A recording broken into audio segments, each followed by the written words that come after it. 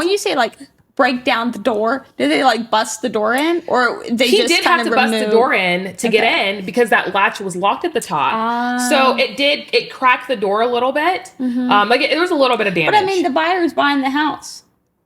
Yeah. So it's not going to be the seller's problem anymore, hopefully. Well, we weren't closing for another few hours. So this is what I did. I called him. I said, hey, the locksmith had to break down the door to get in because it was so, like, we couldn't get in. Yeah. And you guys are entitled to give us access to the property until we close. Yep. Like, that's literally what the contract says. Like, you have to give us access. And we couldn't get in. So he had to break down the door. And I was like, my client wants y'all to fix the door. And that's when it became messy. He was like, we're not fixing the door. I didn't tell y'all to break it down, but you gave me permission to get a locksmith out here, and the locksmith had to break it down to get the door open. So how are you going to tell me that and it's not your, like... A seller has to give the property to the buyer when they close in the same condition that the buyer offered on the property.